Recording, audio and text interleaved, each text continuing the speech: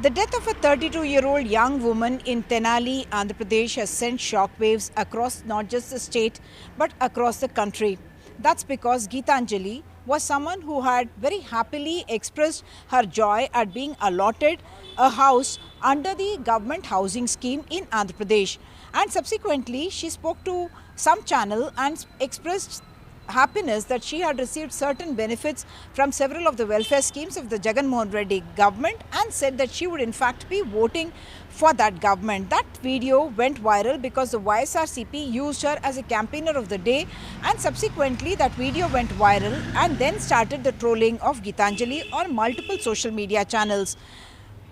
As we know, even in rural India, huge amount of social media is consumed, and Geethanjali started getting phone calls and she started getting postings on her social media account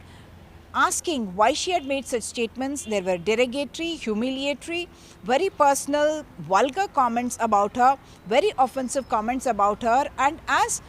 this happened, she started getting very disturbed by them as well. This happened on the 4th of March, and on the 7th of March, she was hit by a train at the railway station, and subsequently she was hospitalized Guntur government hospital, and on the 11th of March she succumbed to her injuries. She is mother to two young girls, 6 years old and 8 years old, and her husband has said that after that very innocent comment, he says she was a very impulsive young woman who in fact expressed her happiness at being given anything, and that's what she had done on that day, he says, even without being prompted, and subsequently seems to have paid a price for it because she was not able to take the kind of taunts, the kind of social media trolling that happened on her. The YSRCP government says that it is trolling by politically motivated TDP handles that led to this kind of abusive content being directed at her and subsequently leading to her death. The police have registered a case of suspicious death, but the reasons that led to it are also now being investigated. Let's now come to the larger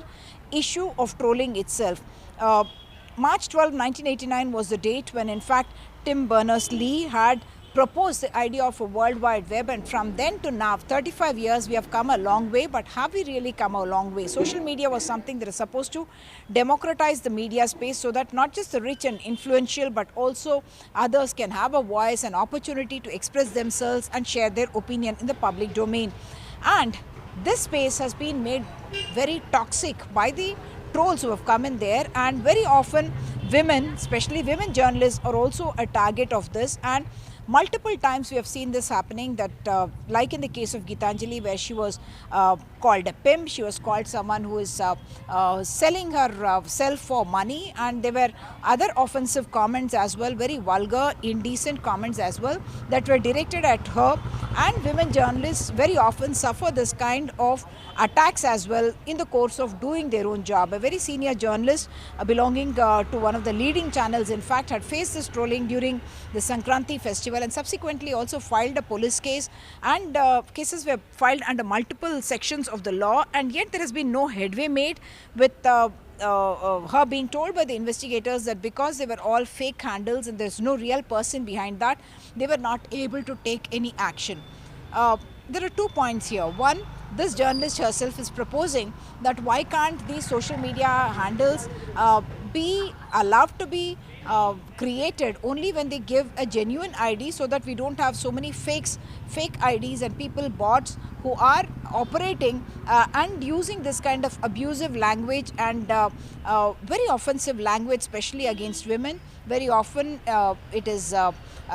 threat of sexual violence, there is intimidation, and there is humiliation that is attempted to be done through this kind of trolling. The other appeal is to political parties, not just to a Telugu Desam, which is being blamed in this case, but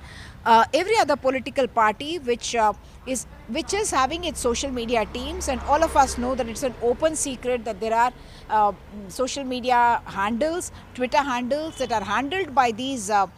people, anonymous people who do not use their original names and yet target journalists based on the political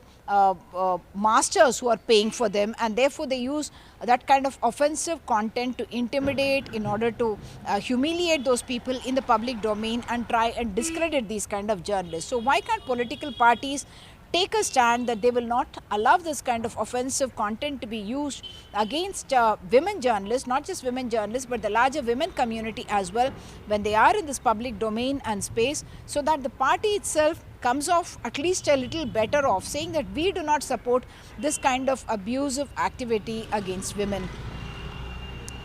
In Hyderabad, with camera person Nagraju, Uma Sudhir, NDTV.